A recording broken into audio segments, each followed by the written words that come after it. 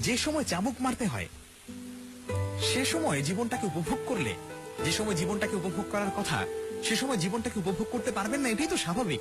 এটা মেনে নিন। মেনে নিতে না পারলে ঘুরে দাঁড়ান। এখনই সময়। বড় হতে হলে বড় মানুষের সাথে মিশতে হয়, চলতে হয়, ওদের কথা শুনতে হয়। এক্ষেত্রে ভার্সিটিতে পড়ার সময় বন্ধু নির্বাচনটা খুব বেশি গুরুত্বপূর্ণ। আপনার সাবকনশিয়াস মাইন্ড আপনাকে আপনার বন্ধুদের কাজ দ্বারা প্রভাবিত করে। আমরা নিজেদের অজ্ঞাত সারে আমাদের চাইতে ইনফেরিয়র লোকজনের সাথে উঠা বসা করি, কারণ তখন আমরা নিজেদেরকে সুপিরিয়র ভাবতে পারি। এই ব্যাপারটা সুইসাইডাল। আশেপাশে কাউকেই বড় হতে না দেখলে বড় হওয়ার ইচ্ছে জাগে না। আর একটা ভুল অনেকে করেন, সেটি হলো ধনী ঘরের সন্তানদের সাথে মিশে নিজেকে ধনী ভাবতে শুরু করা। মানুষ তার বন্ধুদের দ্বারা প্রভাবিত হয়। উজাড় বনে গেলে শেয়ালি রাজা হয়।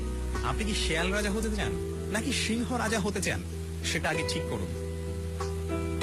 বিনীত হতে জানাটা মস্ত বড় একটা আর্ট। বিনীত হতে জানাটা মস্ত বড় একটা আর্ট।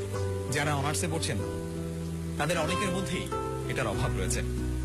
এখনো আপনার অহংকার করার মতো কিছু হয়নি। পৃথিবীর কাছে আপনি একজন নবডি মাত্র। বিনয় ছাড়া শেখা যায় না। গুরুর কাছ থেকে শিখতে হয়, গুরুর পায়ের কাছে বসে। আজকাল শিক্ষিতরাও সম্মানিত হওয়ার চেষ্টা করেন না, স্টুডেন্টরাও সম্মান করতে ভুলে যাচ্ছে। আপনি মেনে নিন আপনি ছোট, এটাই আপনাকে এগিয়ে রাখবে। বড় মানুষকে অসম্মান করার মধ্যে কোনো গৌরব নেই।